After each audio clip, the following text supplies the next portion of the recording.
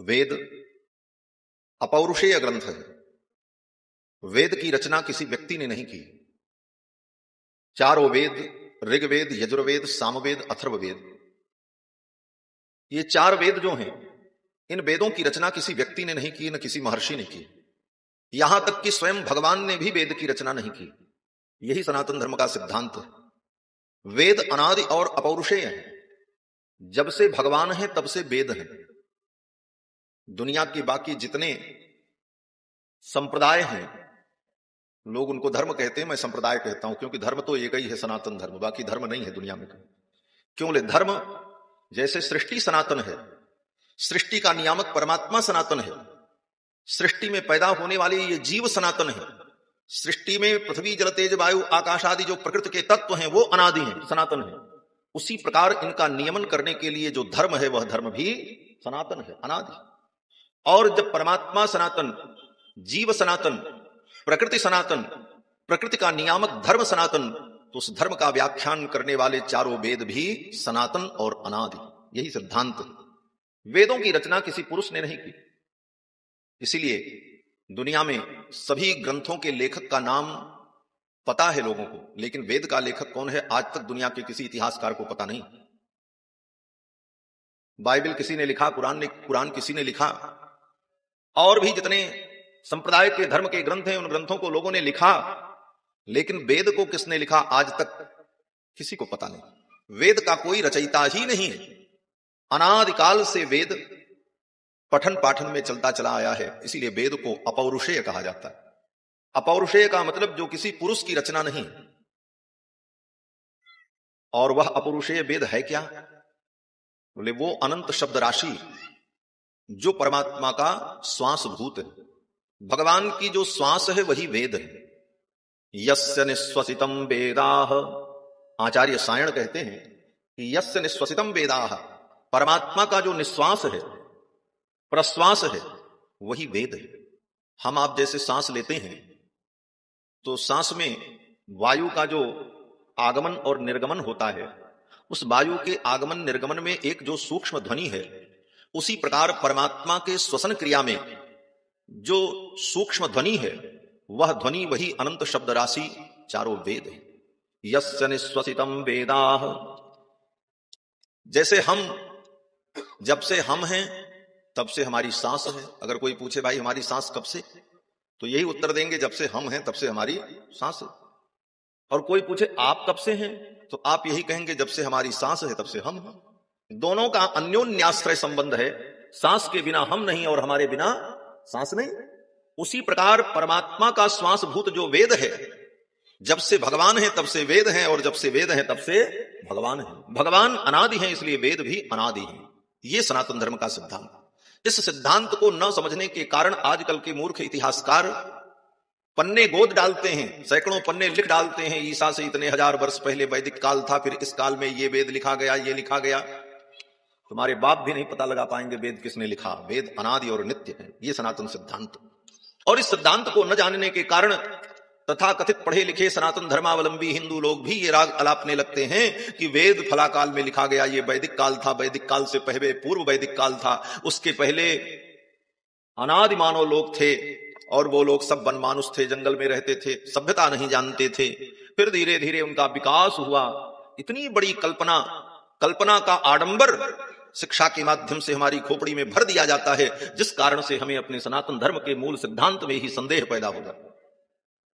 बंधुओं, वेद अनादि और नित्य हैं। और ये सृष्टि की विकासवाद की कल्पना जो आज पढ़ाई जाती है लॉर्ड मैकाले की शिक्षा पद्धति में, वह केवल सनातन धर्मियों को अपने मूल धर्म की नित्यता में जो विश्वास है वो विश्वास कम हो जाए, इसलिए ऐसी शिक्षा पद्धति लाई गई लॉर्ड मैकाले के द्वारा। और दुर्भाग्य भारतवर्ष का कि आज तक उस लॉर्ड मैकाले की शिक्षा पद्धति को किसी व्यक्ति ने बदलने की कोशिश नहीं। आज भी उसी पैटर्न पर लोग चल रहे हैं और वही पढ़ करके लोग भ्रमित हो रहे हैं। ऐसा कभी कोई काल नहीं था कि लोग जंगल में आदि मानव थे। पढ़ाते हैं कि जंगल में थे, सब बंदर थे, हमारे पूर्वज बंदर थे। यही विकास हुआ है। आधुनिक शिक्षा को पढ़ करके लोग अपने पूर्वज को बंदर सिद्ध करने का प्रयास कर रहे हैं कि हम बंदर की औलाद हैं। पहले से सिद्ध है कि हम परमात्मा की संतान हैं, वयम अमृतस्य पुत्राः, वेद कहता है हम उस अमृत परमात्मा के पुत्र हैं, और ब्रह्मा के द्वारा विलक्षण सृष्टि उत्पन्न हुई, उस सृष्टि के हम मानव हैं। और आज हम पढ़ करके क्या कह रहे हैं कि हम बंदर की संतान, हमारे पूर्वज बंदर थे। क्या कल्पना है महाराज, हम बंदर की संतान है, हमारे पूर्वज बंदर थे, जंगल में रहते थे, उनकी पूंछ घिस गई और मूंछ निकल आई, वो आदमी हो गए। क्या सिद्धांत, पूछो उनसे पूंछ कैसे घिस गई। कुत्ते की पूंछ आज तक नहीं घिसी सृष्टि में, गाय की पूंछ नहीं घिसी, भैंस की पूंछ नहीं घिसी, तो आदमी की ही पूंछ क्यों घिस गई? इस क्यों का उत्तर लॉर्ड मैकाले के बाप भी नहीं दे सकते, डार्विन का बाप भी इसका उत्तर नहीं दे सकता, जो विकासवादी है।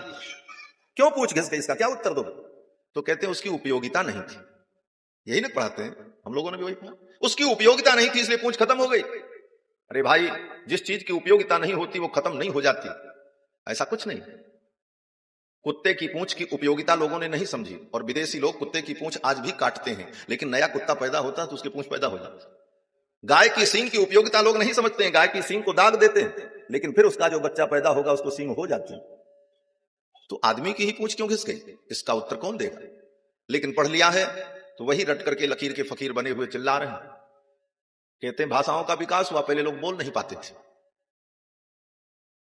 ये बात मैं आपको क्यों बता रहा हूं कि इन बातों को जब समझेंगे तभी सनातन धर्म की मूल बातों को आप समझ पाएंगे, क्योंकि इसके ठीक विपरीत सनातन धर्म की बातें जो आज हमारे मस्तिष्क में पहले से कचरा भर दिया गया है, उस कचरे को निकालना पड़ेगा, तब ये परमात्मा की कथा रूपी गंगा, ये कथा रूपी तत्व आपके हृदय में और मस्तिष्क में स्थापित होगा। कहते पहले भाषा भी नहीं थी, सब जंगली लोग थे, बोल नहीं पाते थे, भाषा का विकास हुआ। और कैसे विकास हुआ? बोले लोगों ने आपस में वस्तुओं के व्यवहार के लिए वस्तुओं का नामकरण किया और फिर भाषा विकास में आई।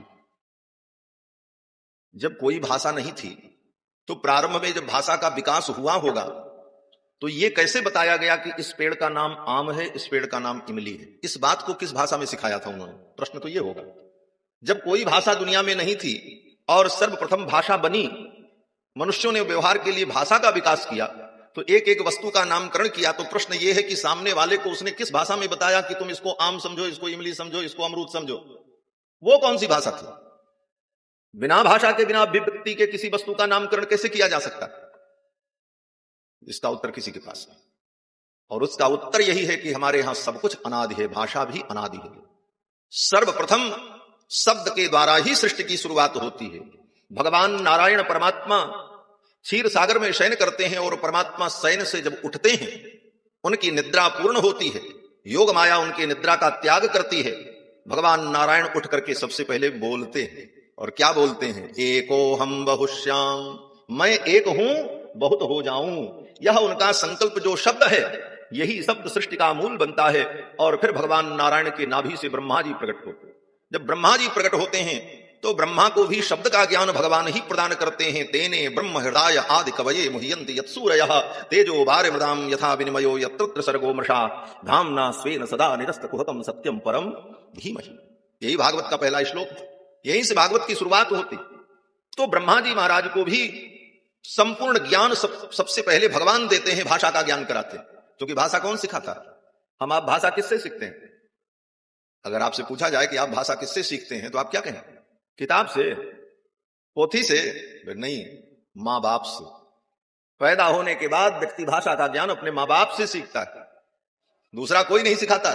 उसके पास रहने वाले जो उसके अभिभावक होते हैं, उन माता पिता के शब्दों को सुनकर के भी वह शब्द को बोलना सीखता है।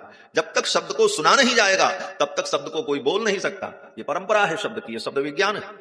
बिना शब्द को सुने कोई शब्द बोल नहीं सकता। इसीलिए किसी के घर में बच्चा पैदा हो और उस बच्चे के सामने कोई कभी बोले न, उस बच्चे के सामने कभी कोई बात न करे, तो बड़ा होने के बाद वो बच्चा कभी बोल नहीं पाएगा। इसीलिए बहरे बच्चे जो होते हैं वो जन्मजात गूंगे होते हैं, जो बहरे होते हैं वो गूंगे भी होते हैं। क्यों? बोले सुन नहीं पाते, इसलिए बोल नहीं पाते। तो शब्द के लिए सबसे पहले श्रवण की आवश्यकता है, श्रवण के बाद ही शब्दोच्चारण की विधा शुरू होती।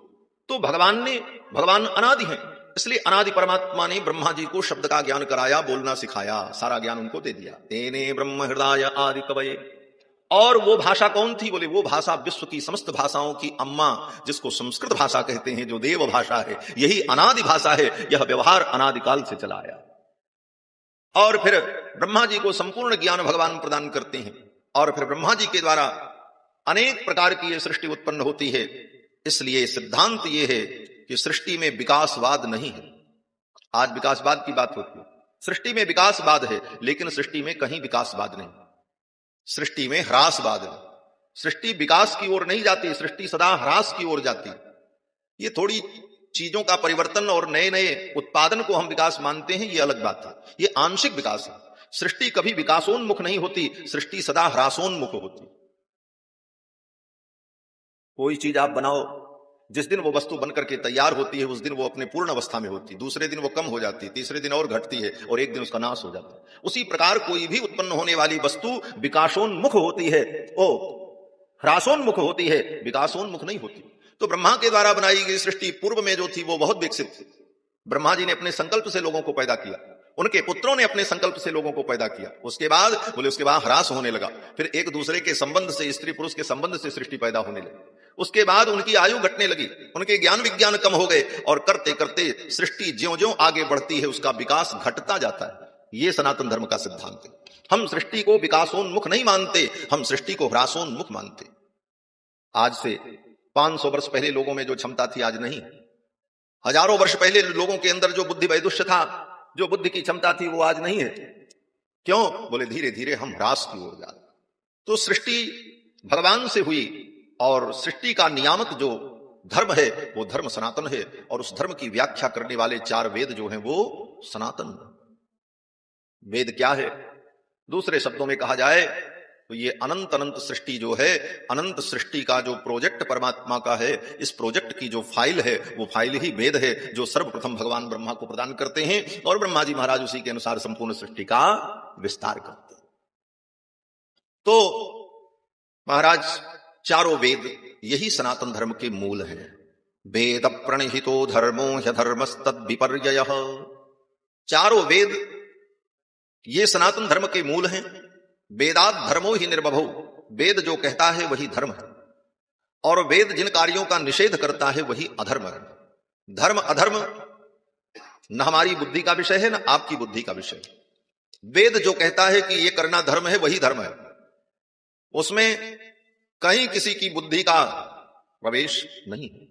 आगे कथा आएगी, मैं बताऊंगा कि स्वयं भगवान भी आकर के अगर वेद के विपरीत बतावें, स्वयं भगवान आकर के कहें कि ये धर्म है, और जो बात भगवान कह रहे हों वो बात वेदों के विपरीत हो, तो भगवान की बात भी नहीं मानी जाएगी, क्योंकि वेद के विपरीत धर्म भगवान के द्वारा भी स्थापित हो तो वो मान्य नहीं।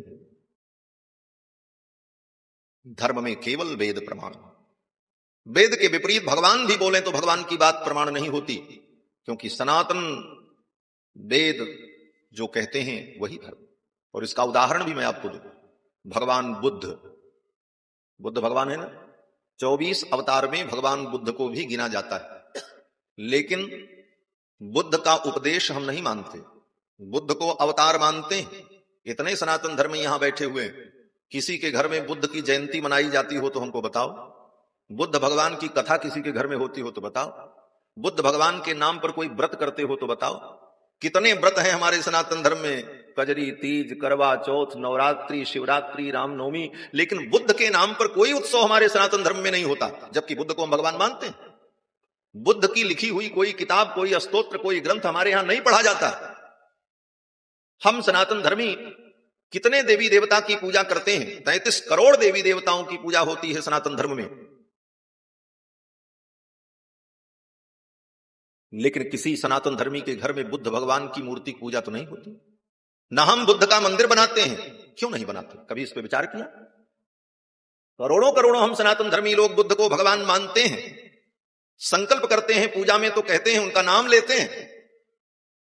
बौद्धावतारे कलयुगे कल प्रथम चरणे बौद्धावतारे परिधावी नाम संवत्सरे श्री सूर्य दक्षिणायने सरदत्तौ, ऐसा संकल्प करते हैं। बुद्धावतार को अवतार मानते हैं कि बुद्धावतार हो चुका है और उसके बाद का काल चल रहा है, तो काल गणना करते हैं, लेकिन कभी बुद्ध की पूजा नहीं करते, न बुद्ध का कोई उत्सव मनाते। ये बात अलग है कि आजकल हमारे सनातन धर्म के कुछ लोग, उनको बरगला करके लोग बुद्धम शरणम गच्छामि, धम्मम शरणम गच्छामि, बौद्धिस्ट बनाने का प्रयास कर रहे हैं, उनके मन में भ्रम पैदा करके। लेकिन सच्चाई ये है कि हमारे यहां आज तक बुद्ध की पूजा क्यों नहीं हुई, इस पे लोगों ने विचार नहीं किया। क्यों नहीं किया? जबकि बुद्ध ने तो कहा अहिंसा परमो धर्म, अच्छी बात कही, लेकिन बुद्ध की पूजा हम क्यों नहीं करते? इसलिए नहीं करते कि बुद्ध भगवान के अवतार तो हैं, लेकिन बुद्ध का जो उपदेश है वो वेद विरुद्ध है। वेदों में जो कहा गया उसके विपरीत बुद्ध ने कहा, इसलिए बुद्ध की वाणी को हमने त्याग दिया और ऐसे बुद्ध को भी हमने त्याग दिया। जिस भारतवर्ष में बुद्ध का अवतार हुआ उस भारतवर्ष में बुद्ध की पूजा नहीं हुई। विदेश के लोगों ने उन्हें माना, ये मैं मानता हूं, लेकिन भारत के उन धर्मावलंबियों ने, सनातन धर्मियों ने उन बुद्ध को एक्सेप्ट नहीं किया। क्यों नहीं किया? क्योंकि उनका सिद्धांत वेद विरुद्ध था।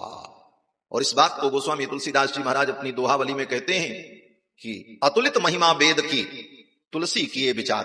तुलसीदास जी कहते हैं वेद की कितनी महिमा है। क्या महिमा है? बोले जे निंदत निंदित भये विदित बुद्ध अवतार। वेद की निंदा करने का परिणाम की बुद्ध की भी निंदा हो गई और इस देश से बुद्ध का पलायन हो गया। ये सनातन धर्म वैदिक सिद्धांत है और वेदों के द्वारा प्रवर्तित मार्ग है। और उन्हीं चारों वेदों में जो रहस्य है, जो धर्म का विषय है, उन्हीं धर्म के विषयों को ज्ञान विज्ञान भक्ति धर्म अर्थ काम मोक्ष, ये चार पुरुषार्थ, इन पुरुषार्थों को प्राप्त करने का साधन, इनको प्राप्त करने वाले अधिकारी, इन सारे विषयों का निरूपण जो वेदों में है, उन्हीं विषयों को वेद व्यास जी ने पुराण के रूप में प्रस्तुत किया। एक प्रकार से दूसरे शब्दों में कहा जाए तो 18 पुराण चारों वेद की व्याख्या है। इतिहास पुराणाभ्याम वेदम समुपबृंढे। इतिहास पुराण के द्वारा वेद का उपबिंबन किया जाता है, वेद की व्याख्या की जाती है, वेद का विस्तार किया जाता है। तो वेदों के रहस्य को ही श्री वेद व्यास जी ने पुराण के रूप में प्रस्तुत किया, इसीलिए इनका नाम वेद व्यास है। जो लोग नहीं जानते हो कहते हैं वेद किसने बनाया? बोले वेद व्यास ने बनाया। क्यों बनाया? बोले उनका नाम है वेद व्यास, इसलिए लगता है कि उन्होंने वेद बनाया। लेकिन बंधुओं, वेद व्यास का मतलब होता है वेद का व्यास। व्यास माने विस्तार करने वाला, जो उसका विस्तार करता है उसका नाम व्यास। जैसे कथा की गद्दी पर बैठ करके जो कथा सुनाते हैं उनको क्या कहते हैं? कहते हैं कथा व्यास, ये ना कहते हैं। तो कथा व्यास का मतलब क्या? वो कथा बनाते हैं? बोले बनाते नहीं, जो कथा पहले से बनी बनाई है उसी को अपने शब्दों में कह करके आपको समझाते हैं। उसी प्रकार वेदों में जो लिखा है उन वेदों को अपने शब्दों में उन्होंने समझाया, इसलिए उनका नाम वेद व्यास। उनका असली नाम क्या है? वेद व्यास का असली नाम है कृष्ण। वेद व्यास जी का असली नाम जो है वो कृष्ण है। राम और कृष्ण ये दो नाम ऐसे हैं कि इस नाम से भगवान के कई अवतार हुए। राम नाम से भगवान के 3 अवतार और कृष्ण नाम से भगवान के 2 अवतार। राम नाम से 3 अवतार, बोले एक राम वो जमदग्नि नंदन राम, जिनको हम कहते हैं परशुराम, उनका भी नाम राम है। ये तो परशुराम इसलिए कहते हैं कि कहीं लोगों को भ्रम न हो जाए कि दशरथ राम के विषय में बात कर रहे हैं कि दूसरे राम के विषय में, इसलिए उनके नाम के आगे लगा दिया परशु। तो परशुराम। और तीसरे राम कौन है? बोले तीसरे राम हैं रोहिणी के पुत्र, वसुदेव जी के पुत्र, भगवान श्री कृष्ण के बड़े भ्राता, उनका भी नाम राम है, जिनको हम लोग कहते हैं बलराम। नाम राम ही है। भागवत में प्रसंग आएगा जब गर्ग जी ने उनका नामकरण किया, तो गर्ग जी नामकरण करते हुए कहते हैं कि आख्यास्यते राम इति, यही ना कहा, आख्यास्यते राम इति, इनका नाम राम होगा। बलाधिक्यात बलम विदुः, ये अत्यंत बलिशाली होंगे इसलिए इनका नाम बल भी होगा। तो रोहिणी नंदन का नाम है राम, पहला नाम, और फिर दूसरा नाम बल है। इसीलिए आप 18 पुराण पढ़ लो। 18 पुराण में रोहिणी के पुत्र जिनको हम लोग बलराम जी कहते हैं, उनका ये बलराम नाम 18 पुराण में कहीं नहीं मिलेगा आपको। जब मिलेगा तो राम मिलेगा या तो बल मिलेगा, दोनों एक साथ नहीं मिलेगा। केवल हम लोग समझने के लिए उनको बलराम कहते हैं। जहां कहीं भी कहा जाएगा तो उनको राम ही कहा जाता है, और या तो बल कहा जाता है या बलदेव कहा जाता है, लेकिन बलराम ऐसा कहीं नहीं मिलेगा जहां तक मैंने देखा।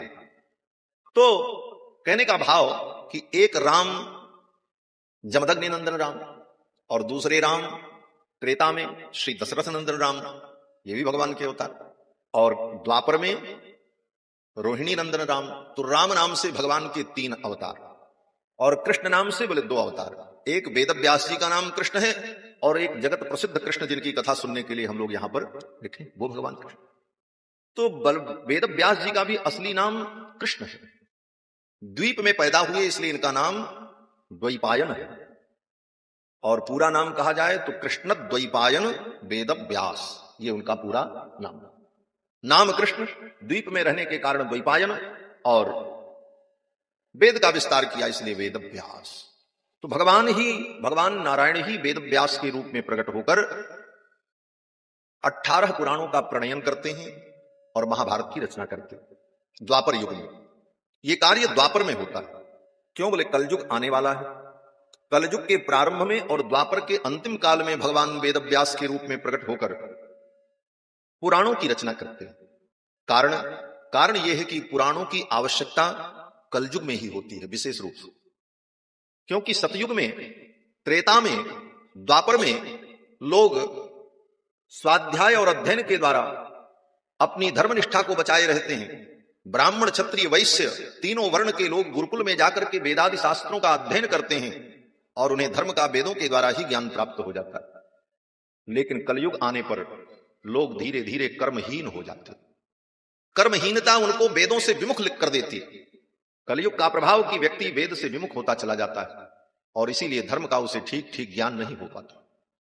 आज कितने लोग हैं आप विचार करना, ब्राह्मण, क्षत्रिय, वैश्य तीनों वर्ण के लोग यहां बैठे होंगे, चतुर्थ वर्ण के लोग भी बैठे होंगे, लेकिन इनमें से कितने लोग हैं जिनको वेदों का ज्ञान होगा? कितने ब्राह्मण वेद पढ़े होंगे? जबकि शास्त्र का वचन है कि ब्राह्मण का जन्म ही वेद पढ़ने के लिए होता है और किसी काम के लिए नहीं होता। वेदाभ्यासो ही विप्रस्य तपः परम होच्यते। वेद का अभ्यास करना, वेदों का अध्ययन करना, यही ब्राह्मण का सबसे बड़ा तप है। कितने ब्राह्मण हैं जो आज वेद पढ़ रहे हैं? संध्या वंदन तक उनको नहीं मालूम, संध्या कैसे किया जाता है यह भी उन्हें नहीं मालूम, यज्ञोपवीत धारण के मंत्र तक उनको याद नहीं। कहने के लिए कि हम तिवारी जी हैं, हम शुक्ला जी हैं, हम पांडे जी हैं, हम उपाध्याय हैं, हम अमुक हैं, हम अमुक हैं। लेकिन कितने लोगों को इसका ज्ञान है? इतने से आप अंदाजा लगा लें कि वेद की प्रारंभिक चीजें जो हैं, जो सामान्य ज्ञान है, संध्या वंदन करना, यज्ञोपवीतादि विधि से धारण करना, इतने का भी ज्ञान लोगों को नहीं है। अब वेदों में लिखे हुए धर्म को कैसे वो समझें? पढ़ें तब ना समझें, पढ़ने का मौका नहीं, न वो परंपराएं अब रही, न उतना त्याग लोगों के अंदर है। तो ये कलयुग में होगा जो हो रहा है, ये भगवान जानते हैं। इसीलिए भगवान कृपा करके द्वापर युग में इन पुराणों की रचना करते हैं कि कम से कम पुराण के माध्यम से, कथा के माध्यम से सुन करके लोगों को धर्म का बोध हो जाए। किस प्रकार से? बोले ये मीठी दवा है। जैसे कड़वी दवा आयुर्वेद की घोंट करके पीस करके पियाओ तो व्यक्ति को उल्टी हो जाए, पी नहीं सकता, कहेगा तीता लगेगा। तब दूसरी दवा विकसित की गई जिसका नाम होम्योपैथी। होम्योपैथी क्या है? बोले उसी दवा का रस निकाल करके और मीठी गोली में मिला करके दिया तो दिन भर हर 2 घंटे पे 2 गोली मुंह में डालते रहो, चूसते रहो। उसी प्रकार से भगवान वेद व्यास ने वेदों के तत्व को निकाल करके सूक्ष्म रूप में कथा की गोली बना करके, उस कथा की गोली में वो दवा डाल करके लोगों को देने का ये क्रम चालू किया। इसी का नाम 18 पुराण है। 18 पुराण के माध्यम से, कथाओं के माध्यम से धर्म के रहस्य का बोध हो जाए, सामान्य लोग भी सुन करके समझ सकें कि धर्म क्या है। इसीलिए पुराण की रचना वेद व्यास जी करते हैं। वेद व्यास जी महाराज ये कार्य द्वापर युग के अंत में करते हैं। महाभारत और 17 पुराण लिखने के बाद श्री वेद व्यास जी ने अंत में श्रीमद् भागवत महापुराण की रचना की। ये उनकी अंतिम रचना है। इसके बाद वेद व्यास जी ने कुछ नहीं लिखा। और ये लिखा कहां पर? बद्रीनाथ धाम में। बद्रीनाथ धाम में सरस्वती नदी प्रवाहित होती हैं, वहीं सरस्वती के तट पर श्री वेद व्यास जी ने भागवत की रचना की और अपने पुत्र सुखदेव जी को पढ़ाया। और सुखदेव जी ने यह कथा राजा परीक्षित को सुनाई। और जब राजा परीक्षित को सुनाई तो उसी समय श्री सूत जी महाराज, जो पुराण के परम विद्वान हैं, सूत जी महाराज ने भी सुखदेव जी से कथा श्रवण की जब राजा परीक्षित को उन्होंने सुनाया। और फिर श्री सुखदेव जी महाराज ने नैमिषारण्य में 88,000 शौनकादि मुनियों को यह कथा सुनाई। और जब 88,000 मुनियों को यह कथा सुनाई तो फिर उन मुनियों ने अपने अपने शिष्यों को सुनाया और इस प्रकार दुनिया में इस कथा का विस्तार हो गया, कथा की परंपरा चल पड़ी। तो बंधुओं, आज से लगभग 5100 कुछ वर्ष पूर्व, जब द्वापर का अंतिम काल था, अभी तो कलयुग में 5000 वर्ष बीते हैं, 5100 वर्ष बीता है कलयुग का, ज्यादा नहीं बीता। और भगवान श्री कृष्ण का अवतार द्वापर के अंतिम काल में हुआ था, कलयुग जब आने वाला था और कलयुग आ चुका था। वो तो भगवान श्री कृष्ण के अवतार ले लेने के कारण कलयुग रुका था। वो प्रतीक्षा कर रहा था कि भगवान अपनी लीला को पूर्ण कर लें, तब मैं अपनी लीला शुरू करूं। श्री वेदव्यास जी लिखते हैं कि जिस दिन भगवान श्री कृष्ण अपनी लीला का संवरण करते हैं, 125 वर्ष की लीला पूर्ण करके भगवान श्री कृष्ण जब निजधाम जाते हैं, तो उसी दिन कलयुग आ गया। यदा मुकुंदो भगवान क्षमाम त्यक्त्वा स्वपदं गतः। अर्थ समझाने की जरूरत नहीं है, बड़े सरल शब्द हैं। यदा, जब मुकुंदो भगवान मुकुंद क्षमाम त्यक्त्वा, क्षमा माने पृथ्वी, पृथ्वी को त्याग करके स्वपदं गतः, अपने पद में अर्थात वैकुंठ में गए, तद दिनात, उसी दिन से कलि आयातः, कलयुग आ गया। और कलयुग ने क्या किया? बोले सर्व साधन बाधकः, इस कलयुग ने सब साधन को बांध दिया। कल्याण के जितने साधन थे उन साधनों को बिगाड़ दिया कलयुग ने। कलयुग यही करता है, सब साधन को केवल बिगाड़ता है। जानता है साधन बिगड़ जाएंगे तो साध्य अपने आप नष्ट हो जाएगा। साधन के द्वारा ही साध्य की प्राप्ति होती, साधन बिगड़ जाए तो साध्य खत्म। आपके पास बहुत अच्छी हवाई जहाज हो कि यहां से बैठ करके आप अमेरिका चले जाएं, लेकिन उसमें डालने के लिए पेट्रोल ही न हो, साधने बिगड़ जाए, तो वो हवाई जहाज आपका क्या कर सकता है? उसी प्रकार कलयुग ने हवाई जहाज नहीं बिगाड़ा, हवाई जहाज में भरने वाले पेट्रोल को ही उसने विकृत कर दिया। अब उस पेट्रोल से हवाई जहाज उड़ेगा नहीं। उसी प्रकार धर्म के सारे प्रकल्प दिखाई पड़ रहे हैं। वेद है, मंदिर हैं, मठ हैं, तीर्थ हैं, नदियां हैं, सब कुछ वही है, साधन वही। लेकिन उन साधनों के अंदर जो विशुद्ध निष्ठा का तेल था, जिस विशुद्ध निष्ठा के तेल से, विशुद्ध श्रद्धा के पेट्रोल से ये कल्याण के साधन हमें अपने गंतव्य तक पहुंचाने वाले थे, उसको ही उसने विकृत कर दिया, बिगाड़। तद दिनात कलिरायातः सर्व साधन बाधकः, समस्त साधनों का बाध करने वाला कलयुग उसी दिन आ गया। और भगवान जब गए, कलयुग आया, और कलयुग को आए अभी मात्र 5100 कुछ वर्ष हुए। इतने दिन भगवान को गए हुए, इतने में ये दशा हो गई। अभी तो बाकी है, कितना बाकी? 4,32,000 वर्ष इसकी आयु है कलयुग की, अभी तो 5,000 बीता। 4,32,000 वर्ष की आयु कलयुग की है, 5,000 वर्षों में ये स्थिति है। आगे क्या होगा? बोले महाराज उतने काल तक ये कलयुग जिंदा नहीं रहेगा, मर जाएगा। हाँ, क्यों? बोले पाप करने पर जैसे व्यक्ति की आयु घट जाती है, उसी प्रकार कलयुग में अत्यधिक पाप होने के कारण कलयुग की आयु भी समाप्त हो जाएगी। जब अत्यधिक पाप होगा तब भगवान अवतार लेकर के उन पापियों का संहार करके पुनः धर्म की स्थापना करेंगे और पुनः सतयुग प्रारंभ हो जाएगा। कलयुग अपने पूरी आयु का भोग नहीं कर पाएगा, क्योंकि पाप के कारण। तो महाराज कलयुग के प्रारंभ में, कलयुग में रहने वाले प्राणियों का कल्याण कैसे हो, इसीलिए इन ग्रंथों की रचना हुई। वेद व्यास जी महाराज ने भागवत की रचना की, और नैमिषारण्य में श्री सूत जी महाराज ने 88,000 महर्षियों को यह कथा सुनाई। श्रीमद् भागवत महापुराण के प्रारंभ में 6 अध्याय में पद्म पुराण में वर्णित श्रीमद् भागवत महापुराण के महात्म्य को सुनने की परंपरा। पहले महात्म्य श्रवण करते हैं, फिर कथा श्रवण करते हैं, ये परंपरा। इसका महात्म्य क्या है, इसकी महिमा क्या है? कहते हैं नैमिषारण्य में 88,000 शौनकादि मुनि बहुत बड़े सत्र यज्ञ का आयोजन कर रहे थे। सत्र यज्ञ क्या होता है? बोले सत्र यज्ञ का वर्णन वेदों में है। सत्र यज्ञ कई वर्ष तक चलते हैं, छोटे मोटे यज्ञ नहीं होते महाराज। और सत्र यज्ञ में नियम है कि कम से कम 17 जजमान होंगे तभी सत्र यज्ञ होता है। 17 जजमान उसमें अनिवार्य होते हैं, जिसमें से 16 यजमान पंडित का काम करते हैं और एक यजमान जो है वो जजमान की भूमिका में रहते सब जजमान नहीं। सत्र यज्ञ की एक विशेषता है कि सत्र यज्ञ केवल ब्राह्मण लोग करते थे, ऋषि लोग, क्योंकि उनके पास धन तो होता नहीं था दक्षिणा देने के लिए, क्योंकि जंगल में रहकर तपोमय उनका जीवन, न वो कहीं खेती करते, न कहीं राज्य करते, न कहीं जमींदारी करते। ब्राह्मणों का जीवन तो त्याग में रहा, तो उनके पास धन कहां से आवे कि वो ब्राह्मणों को दक्षिणा देकर के यज्ञ करें। तो वेदों ने उनके लिए विधान किया कि सब मिल करके यज्ञ करो, और उसमें एक व्यक्ति सबका प्रतिनिधि बनकर के जजमान हो जाए, और बाकी लोग ब्राह्मण का काम करें, और जो ब्राह्मण का काम करें वो दक्षिणा न लें, और यज्ञ के अंत में संकल्प करके जो पुण्य उत्पन्न हो उस पुण्य का आपस में वितरण करें।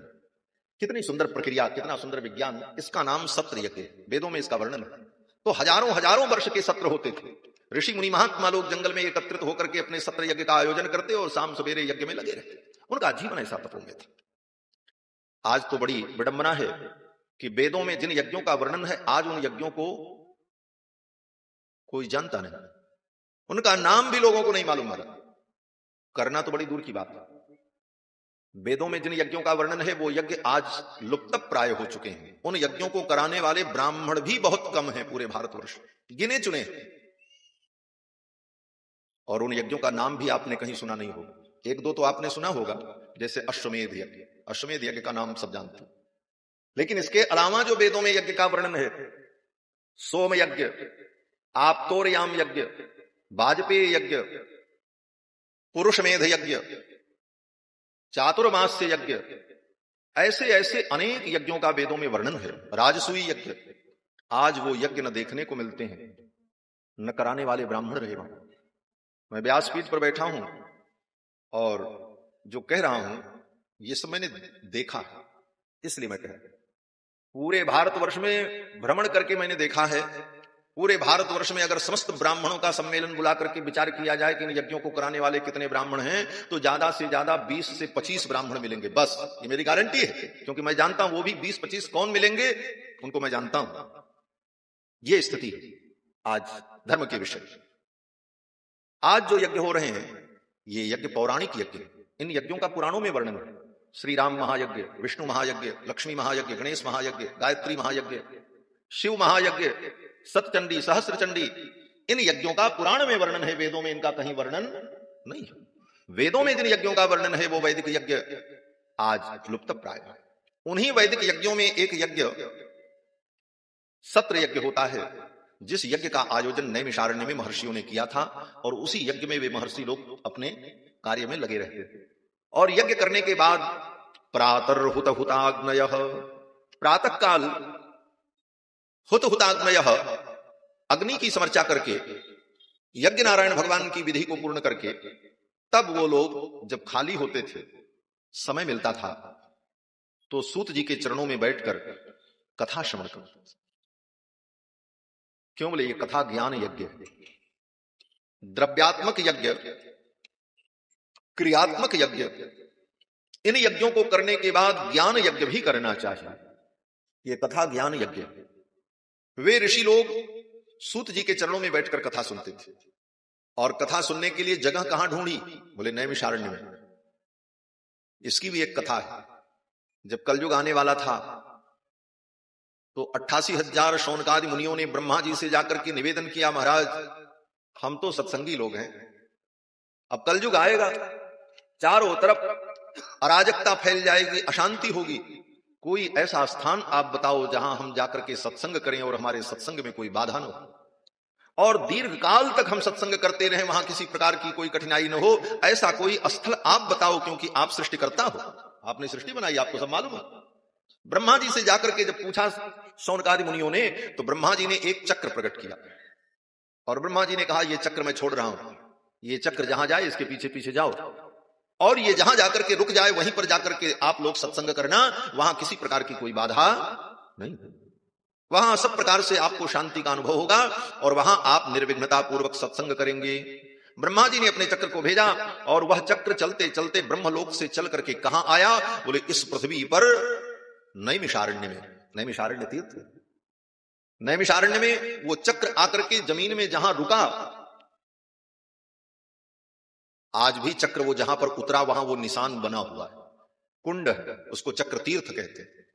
वहीं नैमिषारण्य में जब चक्र आकर के रुका तो ऋषियों ने वहीं सत्संग किया, 88,000 शौनकादि मुनियों। और कितना सत्संग किया? बोले महाराज नैमिषारण्य की भूमि कथा की भूमि है। जितनी कथा नैमिषारण्य की धरती ने सुना उतनी कथा दुनिया की किसी धरती ने नहीं सुना। 18 पुराण, महाभारत, रामायण, समस्त पुराणों की कथा श्री सूत जी महाराज ने नैमिषारण्य में 88,000 शौनकादि मुनियों को सुनाई। वो पावन धरती नैमिषारण्य, वहां का वृक्ष वृक्ष परमात्मा का रूप है, वहां के वृक्ष के पत्ते पत्ते भगवान के ही रूप है। ऐसी नैमिषारण्य की पावन भूमि में प्रशस्त वेदिका पर श्री सूत जी महाराज विराजमान और शौनकादि मुनियों ने उनके चरणों में जाकर के प्रणाम किया। नैमिषे सूतमासीनम अभिवाद्य महामतिम कथामृत रसास्वाद कुशल सौनको ब्रवीत। नैमिषे सूतमासीनम, नैमिषारण्य में विराजमान श्री सूत जी के चरणों में शौनकादि मुनियों ने प्रणाम किया। सूत जी कैसे हैं? वेदव्यास जी कहते हैं महामतिम, ये महान मति वाले हैं, इनकी मति बड़ी महान है, महामति है। महामति किसे कहते हैं? बोले आज की भाषा में तो कहो तो भाई जो बहुत बुद्धिमान है लोग कहेंगे ये महामति है, महाबुद्धिमान है, महामति है। लेकिन महामतिम का मतलब ये नहीं है। यहां पर महामतिम का मतलब है महा माने परमात्मा, परमात्मा का एक नाम है महान। वेदों ने कहा अणोरणीयान महतो महीयान, जो महान परमात्मा है वो महान परमात्मा जिसकी मति में बुद्धि में प्रतिष्ठित हो जाए उसका नाम महामतिम, वो महामति है। महामति कौन? बहुत बड़ा बुद्धिमान कौन? बोले जिसकी बुद्धि में परमात्मा प्रतिष्ठित हो, जिसकी बुद्धि ने परमात्मा को एक्सेप्ट कर लिया, स्वीकार कर लिया, जिसकी बुद्धि ये मान गई भगवान की सत्ता को और परमात्मा को जिसकी बुद्धि ने समझ लिया, उसका नाम महामतिम, वही महामति है। और जिसने नहीं समझा बोले वो महामूर्ख है। हाँ, उसका विपरीत यही ना होगा कि जिसने परमात्मा को अपनी बुद्धि में नहीं समझा वो महामूर्ख है। तो चाहे वो बहुत बड़ा इंजीनियर हो जाए, चाहे डॉक्टर हो जाए, चाहे बैरिस्टर हो जाए, कुछ भी हो जाए, लेकिन उस महान परमात्मा को अगर अपनी मति में प्रतिष्ठित नहीं किया तो वो महामति नहीं हो सकता। इसलिए कहते हैं अभिवाद्य महामतिम। श्री सूत जी महाराज का अभिवादन किया शौनकादि मुनियों ने, क्योंकि सूत जी महाराज महामति, इनकी मति में, इनकी बुद्धि में, इनकी मेधा में, इनके ज्ञान विज्ञान में, इनके मन में परमात्मा प्रतिष्ठित है। और ऐसे महामति के चरणों में प्रणाम करके प्रश्न किया कथामृत रसास्वाद कुशलः। अब यहां पर श्रोता की विशेषता कह रहे हैं, वक्ता की विशेषता तो कह दिया। वक्ता कौन है? बोले सूत जी। और श्रोता कौन है? बोले शौनकादि मुनि। तो वक्ता कैसा हो जिससे कथा सुननी है? बोले जिसकी मति में भगवान प्रतिष्ठित हो, जिसकी बुद्धि ने, जिसके मन ने, जिसके चित्त ने, जिसकी आत्मा ने परमात्मा को अंगीकृत कर लिया हो, अंगीकार कर लिया, ऐसा वक्ता महामति। और श्रोता कैसा हो? कहते हैं कथामृत रसास्वाद कुशल सौनकः। शौनक जी प्रश्न करने जा रहे हैं और शौनक जी की विशेषता क्या है? बोले कथामृत रसास्वाद कुशलः, भगवान की जो कथा है इस कथामृत का रसास्वादन करने में कुशल है, प्रवीण है। जो इस कथा को पीने में प्रवीण, इस कथा को जो पी सके ऐसा श्रोता हो। और वक्ता कौन? बोले जो इस कथा को पिला सके, पीने वाला पीते पीते थके नहीं और पिलाने वाला पिलाते पिलाते थके नहीं। ये तो ऐसी मधुशाला है, ये भगवान की कथा तो ऐसी मधुशाला है, इसमें भगवान की कथा मधु, भगवान का ये कथामृत पिलाने वाला पिलाता जाए, पिलाने वाला न थके और पीने वाला भी पीते पीते कभी तृप्त न हो। रामचरित जे सुनत अघाही रस विशेष जाना तिन नाही। श्रोता भी कभी तृप्त न हो और वक्ता भी सुनाते सुनाते कभी तृप्त न हो। ऐसी है। बाकी दुनिया की मधुशाला तो है कि एक तो पैमाना कम, दूजे पैमाने से भी कम, बाज आए साकी तेरे मैखाने से हो।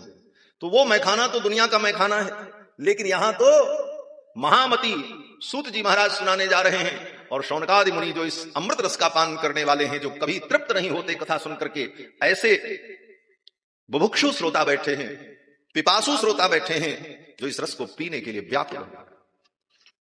और इसका परिणाम यह हुआ कि शौनक जी के प्रश्न को सुन करके सूत जी महाराज का हृदय गदगद हो गया। बिना प्रश्न के कथा नहीं होती, ये भी जान लेना। हाँ, भगवान शंकर ने तब तक कथा नहीं सुनाई पार्वती मैया को। क्या करे थे?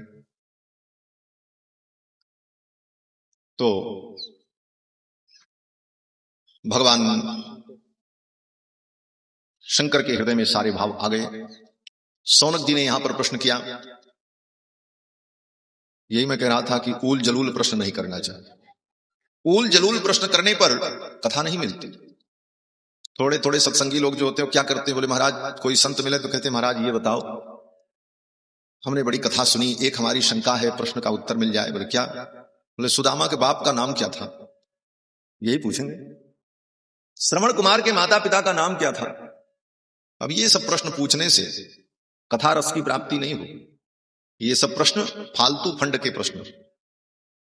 एक बार मैं बिहार में गया कथा करने, गढ़वा जिला में, सत्य घटना आपको बता, आज से लगभग 20 वर्ष पहले की बात। एक सज्जन कथा सुने और कथा सुनने के बाद पर्ची पे लिख करके भेजे, महाराज इसका उत्तर हमको दे दीजिए। और प्रश्न उनका क्या था? उन्होंने प्रश्न किया था, महाराज जब हनुमान जी लंका में गए तो हनुमान जी के पूंछ में किस राक्षस ने आग लगाई थी? उस राक्षस का नाम क्या था? हमने कहा वाह महाराज, यही प्रश्न तुमको मिला था पूछने के, कि हनुमान जी के पूंछ में किस राक्षस ने आग लगाई थी? उसका नाम जान करके क्या करोगे? उसका तर्पण करना है कि उसका पिंडदान करना है, उसका श्राद्ध करना है? क्या जरूरत है उसके नाम? और ऐसे व्यक्ति का तो नाम भी नहीं लेना चाहिए। हनुमान जी जैसे भक्त की पूंछ में जो आग लगावे, ऐसे पापी का तो नाम लेना भी पाप है। इसलिए शायद गोस्वामी जी ने और महर्षि वाल्मीकि ने कहीं उनका नाम नहीं लिखा। तो इन प्रश्नों से कोई लाभ नहीं। प्रश्न हो ऐसा जिस प्रश्न के उत्तर में ज्ञान, विज्ञान, भगवत भक्ति, परमात्मा का स्वरूप प्रकट हो, ऐसा प्रश्न।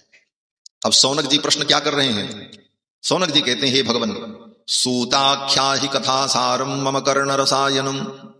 आप ऐसी कथा सुनाओ जो कथा मेरे कानों के माध्यम से हृदय में जाए और रसायन का काम करे। रसायन माने औषधि। ऐसा रस हो जो कानों के माध्यम से हम उसे पी सकें और उस रस के हृदय में जाने पर ज्ञान, वैराग्य, भक्ति ज्ञान विरागाप्तो विवेको वर्धते महान। जिस कथा को सुन करके हमारा ज्ञान, विज्ञान, भक्ति और विवेक बढ़ जाए। भक्ति ज्ञान विरागाप्तो विवेको वर्धते महान, ऐसी औषधि हो। और कैसी औषधि हो? बोले औषधि की दो विशेषताएं होती। एक औषधि होती है जो रोग को नष्ट करती है केवल, और दूसरी औषधि बोले रोग के द्वारा शरीर में जो कमजोरी आ गई उस कमजोरी को दूर करती है, वो दूसरी औषधि। लेकिन दोनों औषधियों का गुण एक ही औषधि में हो, ऐसी बिरला ही औषधि होती है। भाई रोग से ग्रस्त होने पर व्यक्ति दवा लेता है तो दवा की गर्मी से शरीर में कमजोरी आती, तब अलग से कुछ लेना पड़ता है, एक्स्ट्रा एनर्जी, तब जाकर के शरीर में कमजोरी दूर हो। लेकिन यहां तो शौनक जी कहते हैं कि ऐसी दवा आप पिलाओ कि माया मोह निरासश्च, माया मोह और अज्ञान का निराश हो जाए, और माया मोह अज्ञान हमारे अंदर था, इस कारण से हमारा ज्ञान, विज्ञान और भक्ति जो कमजोर हो गई वो मजबूत हो जाए, दोनों पक्ष हो जाए। भक्ति ज्ञान विरागाप्तो विवेको वर्धते महान, और माया मोह निरासश्च वैष्णवैः क्रियते कथम। किस प्रकार से हम माया मोह का निराश कर दें और ज्ञान, वैराग्य, भक्ति को बढ़ा दें, दोनों काम हो जाए। ऐसी कथा आप सुनाओ, ऐसा अमृत रस आप पिलाओ, और ऐसी कथा आप पिलाओ कि जिस कथा को पीने के बाद हमको भगवान कृष्ण मिल जाए। हो यही सौनक जी ने प्रश्न किया, ऐसी कथा आप सुनाओ कि कथा सुनने के बाद हमें ठाकुर मिल जाए जो कृष्ण की प्राप्ति करा दे। एक प्रकार से यह भी कथा की महिमा है, कथा का प्रयोजन है, कथा का उद्देश्य। कथा का उद्देश्य क्या है? टाइम पास नहीं है। कथा का उद्देश्य केवल बौद्धिक व्यायाम नहीं है कि हम बौद्धिक व्यायाम करें और विचारों को सुने और समझें, बस इतना ही नहीं। कथा का उद्देश्य बौद्धिक व्यायाम नहीं है। कथा का उद्देश्य अपनी प्रतिभा का विकास नहीं है। कथा का उद्देश्य समय पास नहीं है। कथा का मुख्य उद्देश्य है मुझे कथा के नायक मिल जाएं, जिनकी हम कथा सुन रहे हैं वो नायक हमें प्राप्त हो जाए। राम कथा सुनने का फल है हमें राम मिल जाए, जिनकी कथा सुन रहे हैं वो कथा के नायक मुझे कैसे मिले, उद्देश्य। यही बात यहां पर शौनक जी कहते हैं, कृष्ण प्राप्ति करम सस्वत साधनम तद बदाधुना। ऐसे साधन का आप निरूपण करो जिससे मुझे भगवान कृष्ण की प्राप्ति हो जाए। और भगवान की प्राप्ति कौन कराएगा? तो शौनक जी कहते हैं, चिंतामणिर्लोक सुखम। स्वर्ग की चिंतामणि अगर मिल जाए तो क्या मिलेगा? बोले लोक का सुख मिलेगा। चिंतामणि ज्यादा से ज्यादा लोक का सुख दे देगी। स्वर्ग में 3 चीजें बड़ी विलक्षण हैं जिस कारण से स्वर्ग स्वर्ग है, और बाकी स्वर्ग में कोई ज्यादा नहीं है, कुछ एक्स्ट्रा नहीं है। केवल 3 चीजें एक्स्ट्रा हैं यहां से, मृतलोक से। वो 3 चीजें क्या हैं? बोले एक चिंतामणि, और एक कामधेनु, और तीसरा कल्प वृक्ष। कल्प वृक्ष क्या करता है? बोले कल्प वृक्ष के नीचे जाकर के जो कल्पना करो मिल जाए। इसीलिए स्वर्ग में लोग आनंद भोगते हैं। जिस चीज की जरूरत हुई कल्प वृक्ष के पास चले गए, कल्प वृक्ष मुझे बढ़िया रसगुल्ला खिला दो, न गाय की जरूरत है, न दूध की जरूरत है, न गन्ना की, न शक्कर की, बना बनाया रसगुल्ला कल्प वृक्ष दे देगा। यही स्वर्ग है। तो स्वर्ग में कल्प वृक्ष एक विलक्षण वस्तु है। और दूसरा बोले चिंतामणि, चिंतामणि के सामने जाकर के जो चिंतन करो वो मिल जाए। और तीसरी वस्तु कामधेनु, स्वर्ग में कामधेनु के सामने जाकर के जो कामना करो कामना पूरी हो जाए। इसीलिए स्वर्ग में व्यक्ति को मृत्यु लोक से ज्यादा सुख है, क्योंकि वहां इच्छा के अनुकूल सब काम हो जाता है। यहां इच्छा के अनुकूल नहीं हो पाता, कुछ होता कुछ नहीं होता। 10-20% इच्छाएं पूरी होती हैं, बाकी तो इच्छा तो टाटा बिरला और बिल गेट्स की भी पूरी नहीं हुई और न हो पाएंगी, न प्रधानमंत्री की, न मुख्यमंत्री की, न राष्ट्रपति की। सारे विश्व की महाशक्ति जो अमेरिका है वहां के राष्ट्रपति की भी सारी इच्छाएं नहीं पूरी हो पाई हुई। तो इस मृत्युलोक में तो सारी इच्छाएं नहीं पूरी होती, लेकिन वैकुंठ स्वर्ग में इन तीन वस्तुओं के कारण, चिंतामणि और कल्पवृक्ष और कामधेनु के कारण व्यक्ति की कामनाएं पूर्ण होती। लेकिन सावधानी से सुनना, कहते हैं ये तीन वस्तुएं तो स्वर्ग में हैं, लेकिन ये तीन वस्तुएं भौतिक वस्तुओं को दे सकती हैं। इनका भी एक निश्चित सामर्थ्य है। कल्प वृक्ष के नीचे कोई चला जाए, कल्प वृक्ष से कहे सोना चांदी घर मकान, ये सब तो कल्प वृक्ष दे देगा। लेकिन कल्प वृक्ष के नीचे कोई जाकर के कहे कि मुझे भगवान गोविंद से मिला दो, तो कल्प वृक्ष कहेगा ये काम हम नहीं कर सकते। कामधेनु के पास कोई चला जाए और कहे तुम हमको भगवान वैकुंठनाथ का दर्शन करा दो, कामधेनु कहेंगी भाई हम और कामना तो पूरी कर सकते हैं, ये हमारे सामर्थ्य के बाहर है। अगर कोई चिंतामणि के पास चला जाए और चिंतामणि से कहे कि हे चिंतामणि तुम मेरे चिंतनीय पदार्थ परमात्मा का दर्शन करा दो, तो चिंतामणि कहेगी भाई ये हम नहीं कर सकते। इतना ही नहीं, कल्प वृक्ष के नीचे जाकर के कोई कहे हमको मुक्ति प्रदान कर दो, हमको मोक्ष चाहिए, कल्प वृक्ष कहेगा लड्डू रसगुल्ला लेना हो ले लो, मुक्ति उक्ति हम नहीं देते। हाँ, कल्प वृक्ष वो भी नहीं दे सकता। लेकिन सदगुरु, भगवान के भक्त इन तीनों से श्रेष्ठ हैं। अगर भगवान के भक्त मिल जाएं, सदगुरु मिल जाएं, तो जो चीज कल्प वृक्ष नहीं कर सकता, चिंतामणि नहीं कर सकती, वो काम इन संतों के द्वारा, महापुरुषों के द्वारा हो जाता है। वो क्या है? तो शौनक जी कहते हैं चिंतामणिर लोक सुखम, चिंतामणि तुमको लोक सुख दे देगी। सुरद्रुह स्वर्ग संपदम, कल्प वृक्ष तुमको स्वर्ग की संपदा दे देगा। लेकिन सदगुरु मिल जाएं, भगवान के परम भक्त मिल जाएं, तो कहते हैं प्रयच्छति गुरु प्रीतो, प्रयच्छति गुरु प्रीतो, गुरु जी वो दे देंगे। बोले क्या दे देंगे? बोले वैकुंठम, वैकुंठ प्रदान कर दे महाराज। कैसा वैकुंठ? बोले योगी दुर्लभम, जो बड़े बड़े योगियों को दुर्लभ है ऐसा वैकुंठ प्रदान कर दें। इसलिए संतों की महिमा है, इसीलिए संतों की महिमा, भगवान के भक्तों की, गुरुजनों की, महापुरुषों की महिमा इसीलिए है कि जो काम कल्प वृक्ष नहीं कर सकता, जो काम चिंतामणि नहीं कर सकती, वो काम सदगुरु कर देते हैं। प्रयच्छति गुरु प्रीतो वैकुंठम योगी दुर्लभ। इतना कहने के बाद शौनक जी चुप हो गए।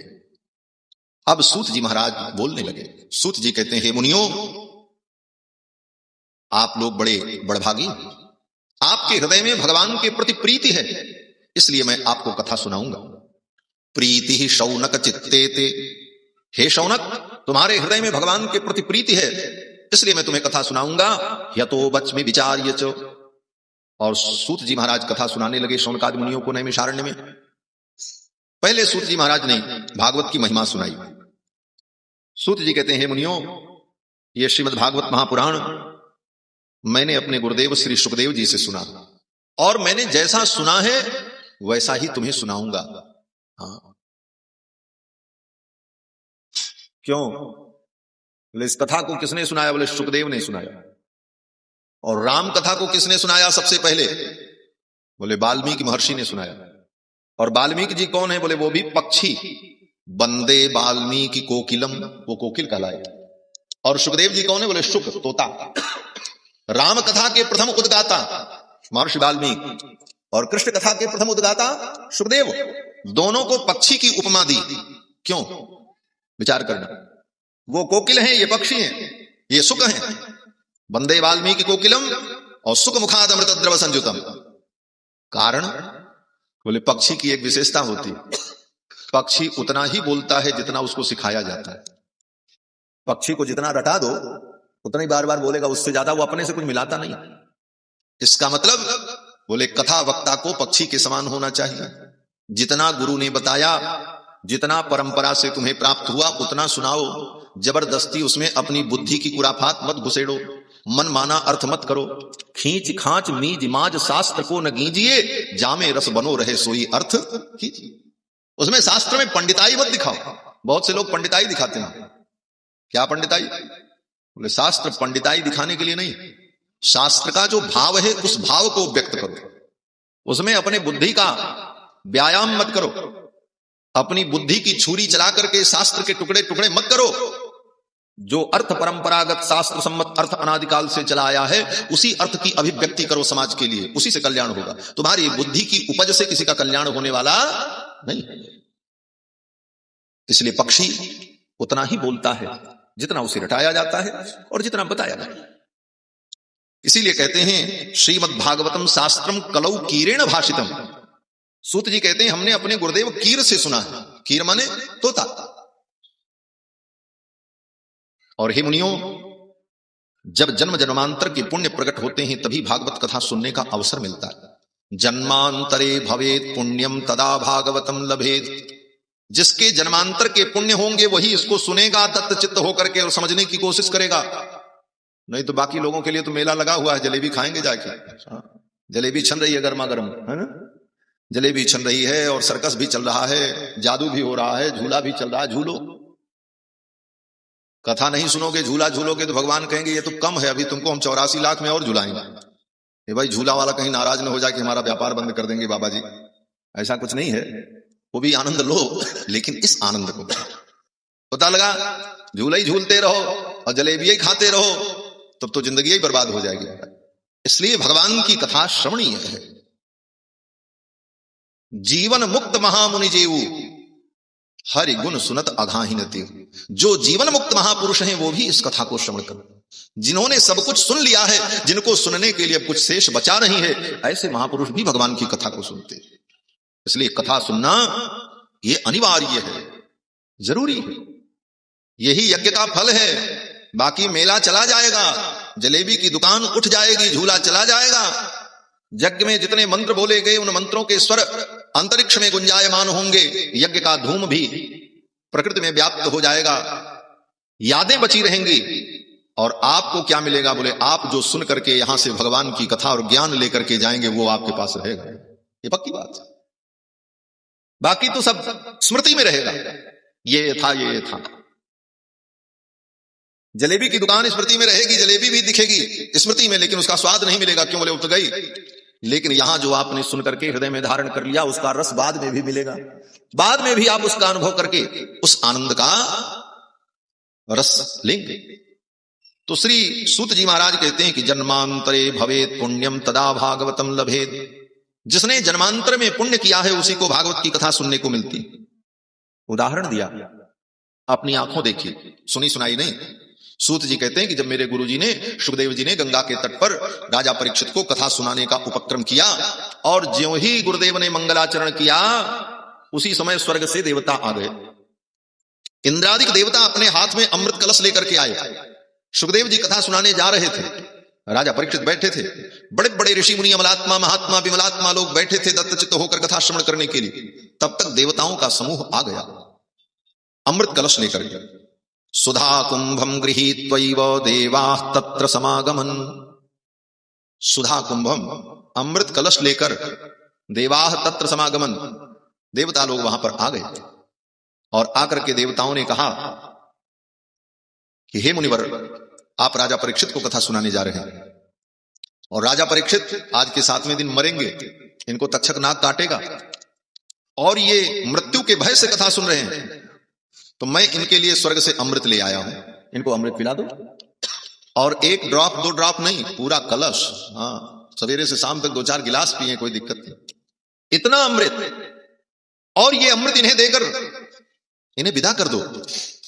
और जो अमृत आप इनको पिलाने जा रहे हो वो कौन सा अमृत? श्री कृष्ण कथामृत, श्रीमद् भागवतामृत।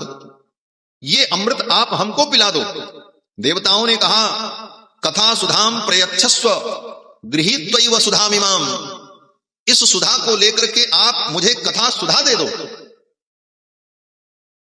एवं विनिमय जाते, ऐसा विनिमय हो जाने पर, ऐसा व्यापार हो जाने पर, अदला बदली हो जाने पर, सुधा राज्ञा प्रपीयताम, राजा परीक्षित अमृत पी लेंगे, और प्रपास्यामो वयम सर्वे श्रीमद्भागवतामृतम, और हम देवता लोग भागवतामृत का पान कर लेंगे। सुखदेव जी ने राजा परीक्षित की ओर देखा और देवताओं की ओर देखा। सुखदेव जी ने सोचा अब ये तय करें राजा परीक्षित कि इनको अमृत पीना है कि कथामृत पीना। तो राजा परीक्षित के भाव को सुखदेव जी समझ गए। देखो, वक्ता वही है जो श्रोता का चेहरा देख करके समझ जाए इसके मन में क्या चल रहा है।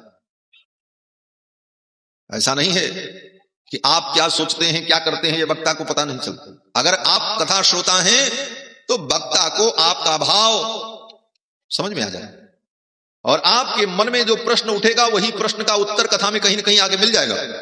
ये एक बिना तार का तार है, ये जुड़ता है कथा में, तभी कथा में आनंद होता। सुखदेव जी महाराज राजा परीक्षित के चेहरे को देख करके जान गए कि ये राजा मरना स्वीकार करेगा लेकिन स्वर्ग का अमृत नहीं पिएगा, ये कथामृत ही पिएगा, क्योंकि ये कृष्ण भक्त है। और वास्तव में महाराज परीक्षित जैसा कृष्ण भक्त कौन होगा। भगवान की इनके ऊपर इतनी बड़ी कृपा है राजा परीक्षित के ऊपर। ये दुनिया में मनुष्य योनि में पैदा होने के बाद, वर्षों तक साधन करने के बाद, जब तप त्याग तपस्या करने के बाद, तब कहीं एक बार भगवान गोविंद का दर्शन जीव को होता है, और एक बार दर्शन हो जाए तो जीवन धन्य हो जाता है। और राजा परीक्षित कितने सौभाग्यशाली हैं कि दुनिया में जन्म नहीं हुआ उसके पहले मां के गर्भ में ही इनको भगवान का दर्शन हो गया। ये महाराज परीक्षित भागवत के श्रोता। भागवत की शुरुआत इन्हीं से हुई, सबसे पहले इन्होंने ही सुना। कहते हैं भैया बोहनी बढ़िया हो जाए तो फिर दिन भर कारोबार बढ़िया चलता है, बढ़िया श्रोता हो तो फिर तो भागवत के कितने श्रोता मिले। सबसे पहले श्रोता महाराज परीक्षित हैं, और इनको गर्भ में भगवान का दर्शन हो गया। इनकी मां उत्तरा, अभिमन्यु की विधवा पत्नी, महाभारत के युद्ध में अभिमन्यु मार दिए गए, उनकी पत्नी उत्तरा उस समय गर्भवती थी, पति के साथ सती होना चाहती थी, पतिव्रता थी, लेकिन परिवार के लोगों ने और भगवान श्री कृष्ण ने भी कहा देवी तुम सती मत हो, तुम्हारे गर्भ में बालक है, गर्भवती स्त्री को सती नहीं होना चाहिए, और इस गर्भ को तुम जन्म दो, यही पांडव के कुल का बीज है। तो भगवान के कहने पर, परिजनों के कहने पर उत्तरा ने जीवन धारण किया, और जब बालक के जन्म का समय आया, महाभारत युद्ध समाप्त हो चुका था, और उसी समय द्रोणाचार्य के पुत्र अश्वत्थामा ने विचार किया कि द्रौपदी के 5 पुत्र तो पहले ही मर गए, अभिमन्यु भी मर गया, अब अभिमन्यु की जो पत्नी है उसके गर्भ में एक बालक है, वही पांडव के खानदान में एक बचा है, अगर वो मर जाए तो पांडव का खानदान खत्म हो जाए। अश्वत्थामा ने उत्तरा के गर्भ के ऊपर ब्रह्मास्त्र चला दिया कि वो गर्भ नष्ट हो गया, और ब्रह्मास्त्र मंत्रमय था, वो कोई बाण और बंदूक तो थी नहीं, ब्रह्मास्त्र तो मंत्रमय, मंत्र का प्रभाव, दिखा किसी को कुछ नहीं, लेकिन उत्तरा के गर्भ में भयंकर ज्वाला उत्पन्न हुई, और उत्तरा व्याकुल हो गई। उत्तरा जान गई कि कोई दैवी शक्ति मेरे गर्भ को नष्ट करना चाहती है, और इस दैवी शक्ति के प्रकोप से देवाधिदेव भगवान ही मेरी रक्षा कर सकते हैं। और उत्तरा रोती चिल्लाती दौड़ पड़ी, अपने पति के पास नहीं, वो अपने ससुर जी के पास नहीं गई, अर्जुन से नहीं कहा, युधिष्ठिर से नहीं कहा, 5 इनके ससुर हैं और 5 बड़े दिग्गज हैं, ब्रह्मास्त्र के पंडित हैं, पराक्रमी हैं, लेकिन उत्तरा ने किसी से नहीं कहा। उत्तरा दौड़ी दौड़ी सीधे भगवान के पास जाती हैं, पाहि पाहि महायोगिन देव देव जगतपति, हे जगतपति पाहि माम, मेरे गर्भ को बचा लो। भगवान ने सब कुछ जान लिया। उत्तरा ने कहा ये गर्भ नष्ट हो गया तो मेरा जीवन बेकार हो जाएगा। उत्तरा ने कहा कि हे प्रभु कामम दहतु माम नाथ मामे गर्भो निपात्यताम, हे नाथ मैं मर जाऊं मुझे स्वीकार्य है, लेकिन मेरा ये गर्भ नष्ट न हो, मेरे इस गर्भ को बचा लो। भगवान गोविंद ने कहा उत्तरे जब तू ही मर जाएगी तो तेरा गर्भ रह करके क्या करेगा, इस गर्भ से तुझे इतना प्रेम क्यों है। उत्तरा ने कहा हे नाथ मुझे गर्भ से प्रेम नहीं है, मुझे संसार की किसी वस्तु से प्रेम नहीं है, मुझे अपने शरीर से भी रंच मात्र प्रेम नहीं है, कोई आसक्ति नहीं, प्रेम तो मुझे आपके चरणों में है। उत्तरा ने कहा इस गर्भ को कुछ हो जाएगा तो हे गोविंद आपके ऊपर कलंक लग जाएगा। उत्तरा ने कहा अगर ये गर्भ नष्ट हो गया तो आपको कलंक होगा और मैं नहीं चाहती कि आपको कलंक हो। भगवान ने कहा मुझे क्या होगा? उत्तरा ने कहा अगर ये गर्भ नष्ट हो गया तो आने वाली पीढ़ियां हजारों वर्ष तक यही कहेंगी कि भगवान कृष्ण जिस पांडव वंश की रक्षा के लिए संकल्पबद्ध थे वे भगवान पांडव के वंश की रक्षा नहीं कर पाए और पांडव का वंश सदा सदा के लिए समाप्त हो गया। ये कलंक हो जाएगा आपको और मैं नहीं चाहती कि आपको कलंक हो, इसलिए हे गोविंद इस गर्भ को बचा लो। भगवान ने कहा उत्तरा तेरे गर्भ में आने के लिए मुझे सोचना पड़ेगा। उत्तरा ने कहा क्या सोचना पड़ेगा महाराज? भगवान ने कहा हम आज तक किसी के गर्भ में नहीं आए तो तेरे गर्भ में कैसे आए? उत्तरा ने कहा आप किसी के गर्भ में नहीं आए? अरे रामायण में तो लिखा है कि जा दिन ते हरि गर्भ ही आए, भगवान हरि गर्भ में आए। जा दिन ते हरि गर्भ ही आए सकल लोक मंगल छाए। बोले लिखा है गर्भ में आए लेकिन भगवान किसी के गर्भ में नहीं आते। हाँ, इसलिए विद्वानों ने कहा कि वहां पर जो ये पंक्ति है रामायण में जा दिन ते हरि गर्भ ही आए, वहां हरि का मतलब वायु है।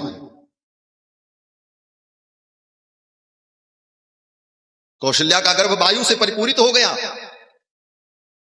देवी देवकी का गर्भ भी वायु से परिपूरित था। दुनिया यही जानती थी गर्भ है। और जब प्रकट होने का समय आया तो भगवान चतुर्भुज रूप में प्रकट हो गए। भय प्रकट कृपाला दीन दयाला कौशल्या हितकारी। बालक नहीं पैदा हुए भगवान तो चतुर्भुज रूप में पैदा हुए। बाद में भगवान बालक बन गए मां के कहने पर। सुनि बचन सुजाना, सुनि बचन सुजाना रोदन ठाना हुई बालक सुर भूपा। सुनि बचन सुजाना रोदन ठाना हुई बालक सुर भूपा। सुनि बचन सुजाना रोदन ठाना हुई बालक सुर भूपा। यह चरित जगावई हरि पद पावई तेन परहि भव पूपा। यह चरित जगावई हरि पद पावई तेन परहि भव पूपा। सुनि बचन सुजाना रोदन ठाना हुई बालक सुर भूपा। सुनि बचन सुजाना रोदन ठाना हुई बालक सुर भूपा। यह चरित जगावई हरि आप लोग भी बोलिए तेन परहि भव पूपा। यह चरित जगावई हरि पद पावई तेन परहि भव पूपा। तेन परहि भव पूपा। तेन परहि भव पूपा। बोलो श्री सीतारामचंद्र भगवान की जय। कथा के मध्य में पूज्य महाराज श्री चित्रकूट पीठाधीश्वर संत प्रवर स्वामी अतुलेशानंद जी महाराज पधारे। आपका स्वागत अभिनंदन।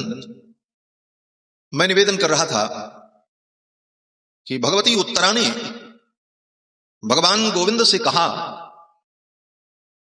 कि कामम दहतु माम नाथ मामे गर्भो निपात्यतां। हे नाथ मैं मर जाऊं मुझे स्वीकार्य है लेकिन मेरा गर्भ बच जाए। भगवान ने कहा तेरे गर्भ की रक्षा करने के लिए मुझे गर्भ में आना पड़ेगा। विडंबना तो यह है कि आज तक मैं किसी के गर्भ में गया नहीं। दुनिया भले कहे कि मैं कौशल्या के गर्भ में गया, देवकी के गर्भ में मैं गया, लेकिन भगवान किसी के गर्भ में नहीं जाते। अपितु ये संपूर्ण सृष्टि ही भगवान के गर्भ में रहती है। संपूर्ण सृष्टि भगवान के गर्भ में है। इसीलिए भगवान का नाम हिरण्यगर्भ है। हिरण्यगर्भ समवर्तताग्रे भूतस्य जातः पतिरेकयासी सदाधार पृथ्वीं द्यामुते माम कस्मै देवाय हविषा विधेम। ये वेदों का उद्घोष। संपूर्ण सृष्टि परमात्मा के उदर में।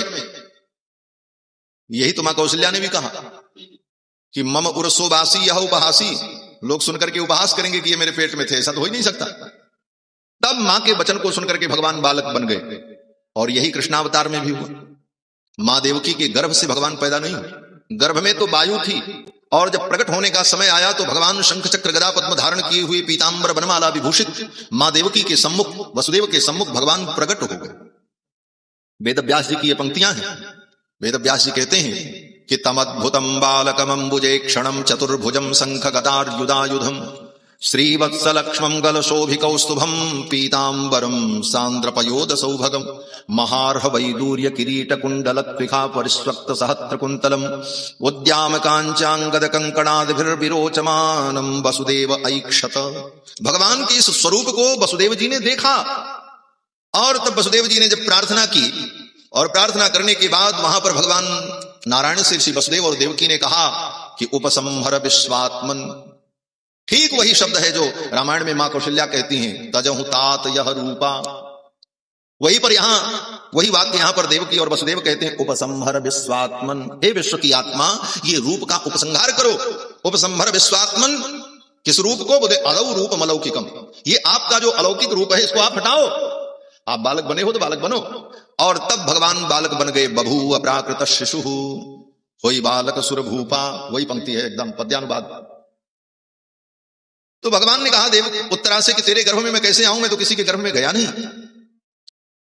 उत्तरा ने कहा महाराज मैं जानती हूं, आपकी ये प्रतिज्ञा है, आपका नियम है, आपका व्रत है, आप किसी के गर्भ में नहीं जाते, आपका सिद्धांत है, जो भी कह लो, सिद्धांत, नियम, व्रत, मान्यता, जो भी कहो। लेकिन एक बात मैंने और सुना है। भगवान ने कहा क्या? उत्तरा ने कहा आपकी एक प्रतिज्ञा और है कि अपने भक्तों के लिए हम अपनी प्रतिज्ञा छोड़ देते हैं। तीन ही लाग धरि देह करऊं सब डरऊं न सुजस न साव। अपने भक्तों के लिए मैं अपनी सारी प्रतिज्ञा छोड़ देता हूं। अपना मान भले टल जाए पर भक्त का मान न टलते देखा। भगवान का यह सिद्धांत है। उत्तरा ने कहा आपका अगर यह सिद्धांत है तो आज आप अपने मान को छोड़ दो। और आपने छोड़ा भी है कई बार, कोई नई बात थोड़ी। महाभारत के युद्ध में पितामह ने प्रतिज्ञा की मैं शस्त्र उठवा दूंगा। भगवान ने कहा हम नहीं उठाएंगे। भक्त पितामह ने कहा कि फिर आज हो ही जाएगी, कौन जीतेगा कौन हारेगा दुनिया जानेगी। और अंत में भगवान को शस्त्र उठाना पड़ा। ये तो अपनी जान बचाने के लिए, अपनी लाज बचाने के लिए भगवान ने बहाना किया मैंने शस्त्र नहीं उठाया, मैंने तो रथ का पहिया उठाया था। रथ का पहिया कोई शस्त्र नहीं होता। शस्त्र विद्या में, शस्त्र शास्त्र में कहीं पर रथ के पहिए को शस्त्र नहीं माना गया। लेकिन अगर उससे भी ऊपर उठ करके कहा जाए तो गोविंद से ही यह प्रश्न होगा, गोविंद तुम्हारी उंगली की ये आकृति चक्र का आवाहन करती है। अगर आपने ऐसा किया उठा करके रथ के पहिए को तो रथ का पहिया ही चक्र बन जाएगा। आप बहाना कुछ भी कर लो। प्रतिज्ञाम जही अंसन स्वपद तटनी सोनु समरे। अपने चरणों से उत्पन्न होने वाली तटिनी गंगा के पुत्र भीष्म के सामने आपने प्रतिज्ञा त्याग दी। प्रतिज्ञाम जही अंसन स्वपद तटनी सोनु समरे। तो आज मेरे लिए भी आप इस प्रतिज्ञा को छोड़ दो। और फिर भगवान ने अपने भक्त के लिए प्रतिज्ञा तोड़ दी। जो भगवान कभी किसी के गर्भ में नहीं आए वो भगवान उत्तरा के गर्भ में प्रविष्ट हो गए, अंगुष्ठ मात्र रूप धारण करके। और उत्तरा के गर्भ में जाकर के उस मरे हुए बालक को पुनः भगवान ने जीवित कर दिया। और जब बालक ने गर्भ के अंदर ही भगवान को देखा, वो गर्भस्थ बालक कौन है? बोले वही महाराज परीक्षित हैं जो भागवत के श्रोता हैं। गर्भ में ही जिनको भगवान का दर्शन हो गया। और एक बार नहीं, भगवान ने विचार किया कि अभी तो मैंने इसे जिंदा कर दिया, मेरे जाने के बाद कहीं ब्रह्मास्त्र इसको मार न दे। इसलिए अंगुष्ठ मात्र रूप धारण करके भगवान एक सूक्ष्म ज्योति के रूप में उस गर्भ के चारों तरफ आलात चक्र के समान घूमते रहे तब तक, बोले जब तक उस गर्भ का जन्म नहीं हो गया। ये सब वर्णन है महाभारत में, ग्रंथों में पढ़ लेना। एक सुरक्षा कवच बना करके भगवान अंगुष्ठ मात्र रूप धारण करके उस गर्भ के चारों तरफ भीतर विचरण करते रहे कि कहीं से ब्रह्मास्त्र इसको टच न कर सके। वो महाराज परीक्षित हैं, गर्भ में ही जिनको भगवान की ऐसी दिव्य अनुभूति हुई। और उसके बाद जब बाहर आए, जन्म लिया, जन्म लेते ही मौका पाकर के ब्रह्मास्त्र ने फिर मार दिया। क्योंकि ब्रह्मास्त्र को सार्थक होना था। भाई ब्रह्मास्त्र भी एक दिव्यास्त्र है, वो निरर्थक नहीं हो सकता। वो फेल हो जाएगा महाराज तो उसकी मर्यादा खत्म हो जाएगी। एक बार गरुण जी के ऊपर भी ब्रह्मास्त्र चला दिया इंद्र ने, वो वज्र चला दिया। वज्र, ब्रह्मास्त्र, ये सब अमोघ है। अगर ये मोघ हो जाए तो इनकी अमोघता नष्ट हो जाएगी, इनकी मर्यादा बिगड़ जाएगी। इंद्र ने गरुण जी के ऊपर वज्र चला दिया। अब वज्र गरुण जी का क्या बिगाड़ सकता? कुछ नहीं बिगाड़ सकता। अंत में भगवान ने ही गरुण से कहा, गरुण एक काम करो। बोले क्या? बोले सब मेरी ही मर्यादा है, इसकी तुम रक्षा कर लो। गरुण जी ने कहा क्या करें महाराज, इस वज्र को चूर चूर कर दें? भगवान ने कहा नहीं नहीं, इसको मत चूर चूर करो, लेकिन अपना एक पंख झाड़ दो। एक पंख तुम्हारा झड़ जाए तो इसकी मर्यादा बच जाएगी कि वज्र ने कुछ किया नहीं तो यह निरर्थक हो जाएगा। इसकी सार्थकता बेकार हो जाए।